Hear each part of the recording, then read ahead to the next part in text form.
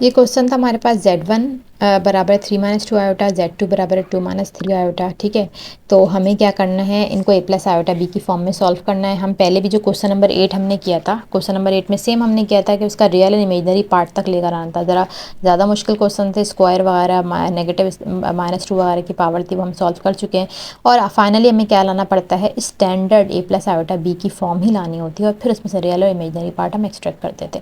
तो ये और आसान है, बस सिंपली सॉल्यूशन करेंगे, जो जो वैल्यूज़ उनकी जगह पुट करेंगे और जो है इनको a प्लस आयोटा b की फॉर्म में ले आएंगे और हमें खुद भी सॉल्यूशन नज़र आ रहा होता है। जैसे कि हमने Z1 का बार और Z2 अपॉन Z2 का बार ये लिखा, तो Z1 का बार क्या हो जाएगा 3 माइनस 2 आयोटा का बार, Z2 क्या हो जाएगा 2 minus 3 iota upon Z2 2 minus 3 iota का बार। ठीक है, तो इसका सॉल्यूशन क्या है कि ये कॉन्जुगेट है, तो आयोटा वाली जो वैल्यू है वो चेंज हो जाएगी, 2 माइनस 3 आयोटा। यहाँ क्या हो जाएगा 2 प्लस 3 आयोटा। ठीक है, इनको जल्दी से मल्टीप्लाई कर लेते हैं हम।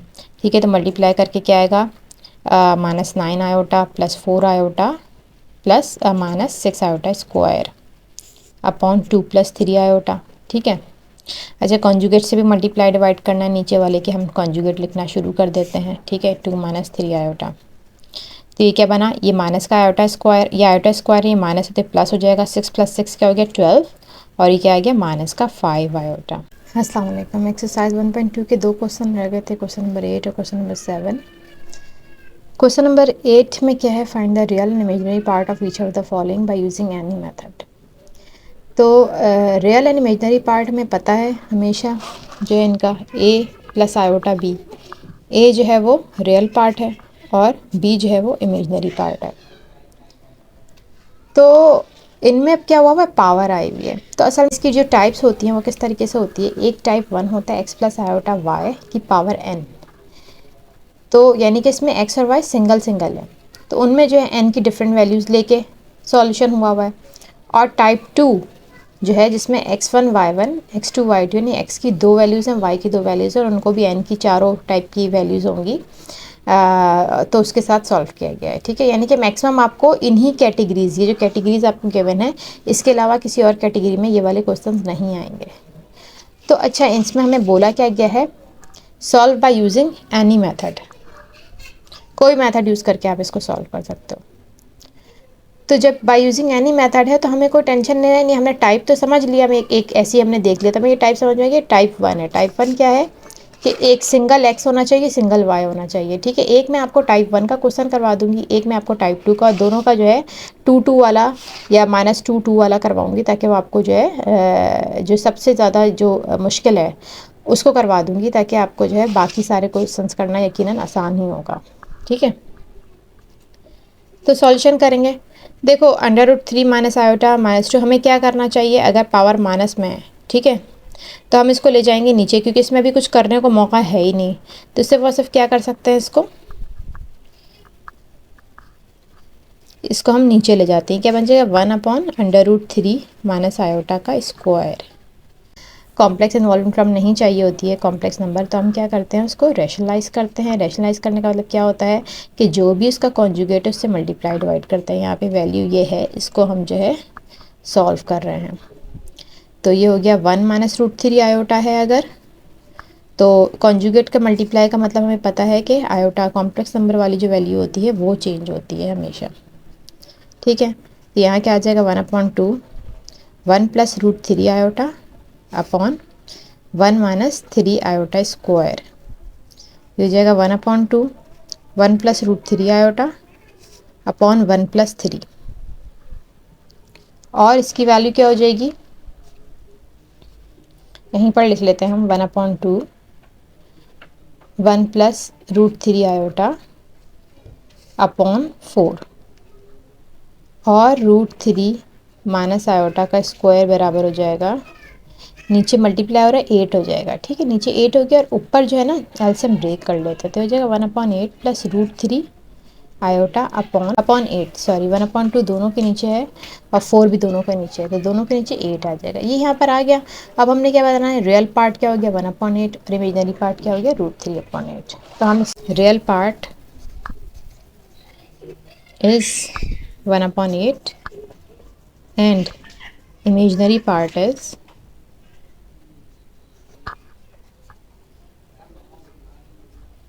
√3/8। नेक्स्ट हम करते हैं, मैंने बताया था माइनस वाले ही दोनों क्वेश्चंस करवा दूंगी।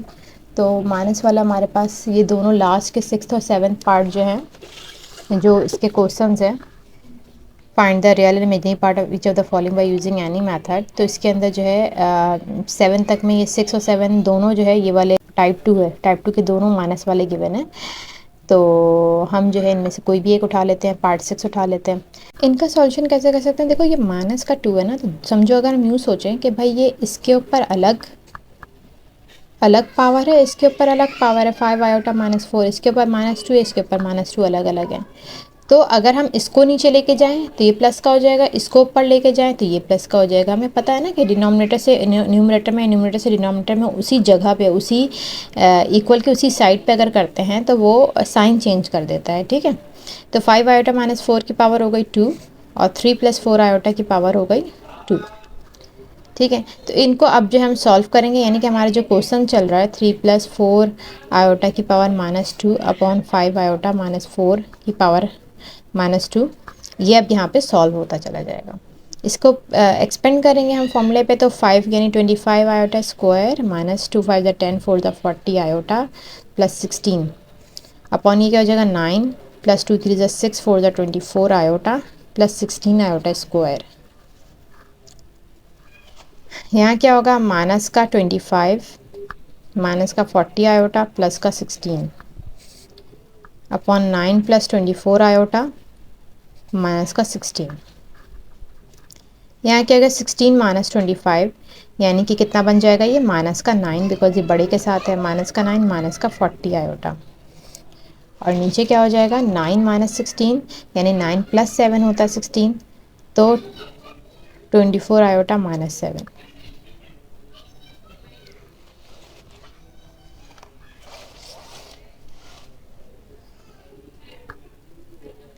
देखो इसके बाद हमने क्या करना है, कुछ कॉमन वगैरह कुछ भी समझ में नहीं आ रहा, सिर्फ ये कर सकते हैं कि इनमें से ऊपर वालों में से माइनस कॉमन ले लेते हैं, ठीक है, और नीचे वाले में वो माइनस मल्टीप्लाई कर देते हैं। यानी कि अगर माइनस कॉमन लेंगे तो ये 9 + 40 आयोटा हो जाएगा, ठीक है। और ये जो माइनस आया हुआ उसको नीचे अगर हम डाल दें तो ये प्लस का 7 हो जाएगा और ये माइनस का 24 आयोटा हो जाएगा। आगे होगी, बिकॉज देखो हम इसको इस तरह भी कर सकते हैं, अगर कभी प्रॉब्लम हो ना किसी चीज़ की तो हम इसको इस तरह कर सकते हैं। देखो ऊपर से माइनस कॉमन लिया तो क्या आ गया 9 + 40 आयोटा, नीचे से माइनस कॉमन लिया तो क्या आया 7 - 24 आयोटा, ठीक है। तो दोनों ने माइनस माइनस एक दूसरे को कैंसिल कर दिया, तो यही आंसर आ जाएगा 9 + 40 आयोटा अपॉन 7 - 24 आयोटा। तो इस तरीके से स्मार्टली काम करते हैं, ठीक है। अब हम क्या करेंगे, देखो अब हमें समझ में आ गया कि अब कॉन्जुगेट की बारी आ गई, बिकॉज इनमें से कोई कॉमन वगैरह आ नहीं रहा, सही है। तो जो है मल्टीप्लाई कॉन्जुगेट यानी कि डिनोमिनेटर का जो होता है उससे मल्टीप्लाई डिवाइड करेंगे 24 आयोटा और 7 + 24 आयोटा। इसमें जो है मल्टीप्लाई करेंगे तो जो है ये थोड़ा सा कॉम्प्लिकेटेड हो जाएगा, 9 + 40 आयोटा और ये 7 + 24 आयोटा। ये बन जाएगा 7 का स्क्वायर a + b - b पे खुलेगा तो 49 - 24 आयोटा स्क्वायर। आयोटा स्क्वायर है तो ये प्लस हो जाएगा और 24 का स्क्वायर जो कि हम कैलकुलेटर से निकाल लेंगे और ऊपर वालों का मल्टीप्लाई करेंगे, ठीक है। तो फिर अब हम इसका आंसर देखते हैं कि इसका आंसर क्या आएगा, ठीक है। तो यहाँ तक हम पहुँच गए, यानी कि जो है इनको अब सिर्फ मल्टीप्लाई करना था तो हमने इनको दोबारा लिख दिया, दोनों को जो है हमने मल्टीप्लाई किया कैलकुलेटर की हेल्प से। कैलकुलेटर की हेल्प से मल्टीप्लाई करने के बाद हमारे पास ये आंसर आ गया। हमने जो है एलसीएम ब्रेक कर दिया तो जो रियल पार्ट निकल आया और इमेजनरी पार्ट निकल आया, ठीक है। तो this is it. Next question है हमारे पास triangle inequality of complex number. Question हमें पूछा गया है कि जो है क्वेश्चन नंबर 7 है, if z1 equals to 3 - 2 iota and z2 equals to 2 - 3 iota, then express the following in the form of a plus iota b। ये सारे क्वेश्चंस हैं। Also verify triangle inequalities of complex number. देखो triangle inequality को थोड़ा सा समझ लेते हैं कि ये होता क्या है, ठीक है। उसके बाद तो जस्ट हम जो है क्वेश्चन सॉल्व करेंगे इसका कि ट्राइंगल इनक्वालिटी प्रूव हो रहा है कि नहीं। Triangle inequality of complex number किस तरीके से हम फाइंड करते हैं, जैसे कि हम जो है कॉम्प्लेक्स प्लेन एक बना लेंगे, ठीक है। कॉम्प्लेक्स प्लेन भी हम जो है प्रीवियस एक्सरसाइज के अंदर पढ़ चुके हैं। कॉम्प्लेक्स प्लेन एक हमने बना लिया, दो वेक्टर्स हमारे पास आ रहे हैं z1 z2, इसको जो हमने एक्सटेंड कर लिया, इमेजनरी लाइन बना ली, ठीक है। ये सब चीज़ें हम वेक्टर में पढ़ चुके हैं, वैसे इसका कॉन्सेप्ट हम इतना नहीं लेंगे, हम सिर्फ अपना काम एक्सट्रैक्ट करेंगे जो हमें कॉम्प्लेक्स नंबर के लिए चाहिए। तो हमें पता है सामने वाला जो होता है ये दोनों की लेंथ इक्वल होती है, इधर सामने वालों की लेंथ इक्वल होती है, ठीक है। ये पैरेललोग्राम की प्रॉपर्टी है। और फिर जो हम इनको जब हम ट्राइंगल की वेक्टर के फॉर्मूले से निकालेंगे इसको, तो हमारे पास क्या आएगा, ओ ए सी के अंदर जो ये डायगनल है ये z1 प्लस z2 होगा, z1 और z2 का सम होगा, ठीक है। और जो यहाँ पर है अगर मैं ओ ए बी ले लूँ, ठीक है, एक ट्राइंगल ओ ए सी लिया, तो ओ सी जो है इन दोनों का सम है, z1 प्लस z2 का, ओ ए और ओ सी ए सी का। और जब मैं ट्राइंगल ए बी लूँगी, ओ ए बी लूँगी, तो ओ ए बी के अंदर जो है z1 और z1 माइनस z2 का ये निकल रहा है, डिफरेंस निकल रहा है, ठीक है। तो ये हमारे पास ऑलरेडी मौजूद है, जो कि हमारे पास प्रीवियस चैप्टर्स जो हैं, जो वेक्टर वगैरह का चैप्टर है उससे आएगा, सही। अब हमें क्या करना है, हमें अपने जो है दो रूल्स को याद रखना है। जो हमारे दो रूल्स हैं वो क्या है, किसी भी ट्राइंगल के अंदर, किसी भी ट्राइंगल के अंदर अगर कोई भी दो साइड्स की लेंथ का सम है, दो साइड्स की लेंथ का सम तीसरी वाली साइड की लेंथ से बड़ी होती है, ठीक है। हमेशा दो साइड्स की लेंथ का सम तीसरी वाली साइड से बड़ा होता है, ट्राइंगल की प्रॉपर्टी है, सही। तो हम अपने कॉम्प्लेक्स नंबर के लिए करेंगे, हमने जब इनको जो लोकेट कर लिया, ठीक है, हमें पता चल गया ये सारी वैल्यूज़ हमारे पास आ गई हैं, तो अगर हम ट्राइंगल ओ ए सी से एक्सट्रैक्ट करें तो क्या होगा कि मैग्नीट्यूड लेते हैं ना, लेंथ के लिए मैग्नीट्यूड का मॉड लगाएंगे। तो जैसे हम वैक्टर्स में करते आते हैं, तो mod z1 plus mod z2, ठीक है, mod z1 plus mod z2, इन दोनों का जो सम है, दोनों की लेंथ का जो सम है ओ ए का सम, ओ ए का मैग्नीट्यूड और ओ ए सी का मैग्नीट्यूड हमेशा हमेशा बड़ा होगा जो ओ सी है उसके मैग्नीट्यूड से, ठीक है। जो सिंगल जो साइड रह जाती है उससे इन दोनों का सम बड़ा होता है, और इनका जो डिफरेंस अगर हम निकालते हैं माइनस होता है, ये भी ट्रायंगल प्रॉपर्टी है, वो हमेशा छोटा होता है थर्ड साइड की लेंथ से, ठीक है। इनका जो डिफरेंस होता है वो हमेशा छोटा होता है थर्ड साइड से। अच्छा, ये भी हमें पता है ना, ग्रेटर और लेस के साइन को हमें समझ में आता है। ग्रेटर वो होगा जिसकी तरफ दो साइड्स ओपन हो रही हैं, और लेस वो होगा जिसकी तरफ एक है, ठीक है। तो ये तो हमें पता है, जिसकी तरफ ओपन होता है वो क्या होता है, ग्रेटर होता है, इसकी तरफ क्लोज होता है वो क्या होता है, लेस होता है। ये चीज़ हमें याद रखनी है। अच्छा, नेक्स्ट क्या है, ट्राइंगल ओ बी ए, ठीक है। ट्राइंगल ओ बी ए से हम लेंगे तो चीज़ें तो हमारे पास निकली हुई हैं, हमें क्या करना है भाई, इन दोनों लेंथ का सम क्या है, वो बड़ा होगा जो थर्ड साइड ए बी है, थर्ड साइड ए बी जो है उसके मैग्नीट्यूड से ओ ए और ए बी का लेंथ बड़ा होगा, ठीक है। और इनका जो डिफरेंस है वो इस साइड से छोटा होगा, ठीक है। तो ये हमारे पास ट्राइंगल इनइक्वालिटी थी कॉम्प्लेक्स नंबर के अंदर। कॉम्प्लेक्स प्लेन हमने बनाया वेक्टर के, जो वेक्टर चैप्टर है उसके हिसाब से हमने चीज़ें बनाई, ठीक है। कि जो है दो वेक्टर्स लिए, सही, उनका जो हमने एक्सटेंड किया, ये जो है पैरेललोग्राम कंप्लीट किया। फिर हमारे पास इस तरीके से दो ट्राइंगल को हमने लिया, एक डायगोनल बन गया z1 प्लस z2, दूसरा बन गया हमारे पास z1 माइनस z2, सही। दोनों ट्राइंगल में से हमने जो है जो उसका असल फॉर्मूला है ट्राइंगल का, उसको बस हमने याद रखना है कि कोई भी किसी भी ट्राइंगल के अंदर जो दो लेंथ है उनका जो सम, कोई भी दो लेंथ ले लेंगे, साइड्स, दो साइड्स की लेंथ ले लेंगे, उसका सम हमेशा बड़ा आता है थर्ड साइड की लेंथ से, और उनका सम, अगर उनका डिफरेंस हमेशा छोटा आता है थर्ड साइड की लेंथ से। बस इससे हमने ये दोनों निकाल लिए, ठीक है। तो ये भी प्रूव हो गया, ये भी प्रूव हो गया, ये भी प्रूव हो गया, ये भी प्रूव हो गया। अब हम इसका क्वेश्चन करते हैं। जाहिर सी बात है प्रूफ तो हमारे पास आएगा नहीं, शायद पेपर में आता है नहीं आता, लेकिन ये प्रूफ आपको आसानी से समझ में आ गया है, ठीक है। तो ये आप वैसे भी पेपर में कर सकते हो, लेकिन क्वेश्चन जो है वो क्वेश्चन हम ज़रा सॉल्व करते हैं। ट्राइंगल क्वेश्चन करेंगे इसका, triangle inequality of complex number का। तो ट्राइंगल इनइक्वालिटी जो हमारे पास गिवन है बुक के अंदर, जो हम उसको इस तरीके से एक साथ करके भी लिख सकते हैं, ठीक है। बात वही होती है जो हमने देखी है कि मॉड डिफरेंस जो होता है वो छोटा होता है सम के, और जो इनका जो अलग अलग मैग्नीट्यूड है वो बड़ा होता है इससे, ठीक है। तो हमें क्या करना है, हमने सिर्फ इन वैल्यूज़ को निकालना है। जब अगर हमें क्वेश्चन की तरह सॉल्व करना तो ज़्यादा आसान होता है। हमने सिर्फ इनकी वैल्यूज़ निकाली, लेफ्ट हैंड साइड लिया, ठीक है। ये हमारे पास लेफ्ट हैंड साइड है, इसको निकाला हमने, मॉड Z1 माइनस Z2 निकाला, इनकी वैल्यूज़ अलग अलग मैग्नीट्यूड पुट किया, √13 माइनस √13 यानी कि 0 आ गया।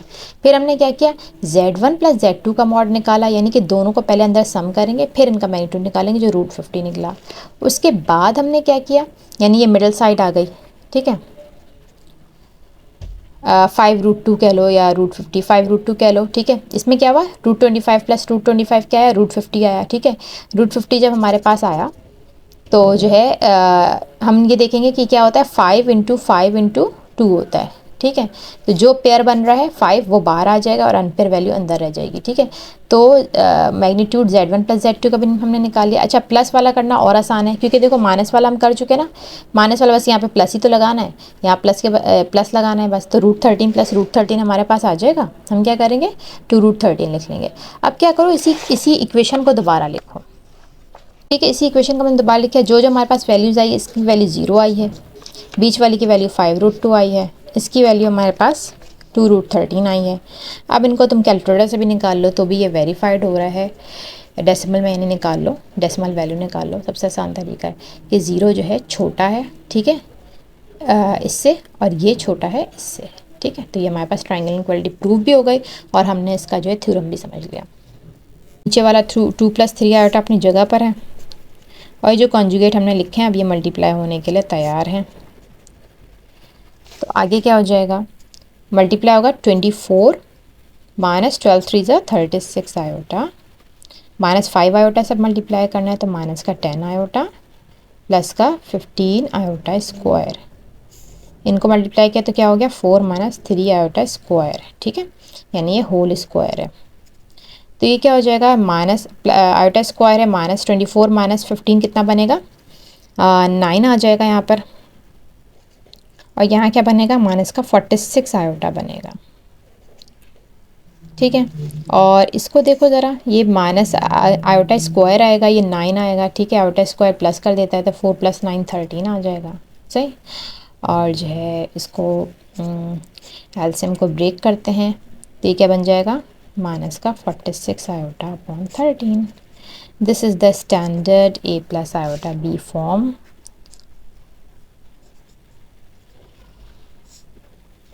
तो अब जो है हम कॉम्प्लेक्स नंबर के जो है सारे क्वेश्चन अच्छी तरीके से समझ चुके हैं, ठीक है। कॉम्प्लेक्स नंबर का चैप्टर जो अब हम क्लोज़ करते हैं, इसके जो रिलेटेड क्वेश्चन है, सिमिलर क्वेश्चन, वो हम जो है आप सपोज़ करेंगे कि आप खुद से कर सकोगे, ठीक है। और कोई भी प्रॉब्लम हुई तो मुझे जो है कमेंट में बताइएगा, कोई भी क्वेश्चन अगर सॉल्व करवाना हुआ तो।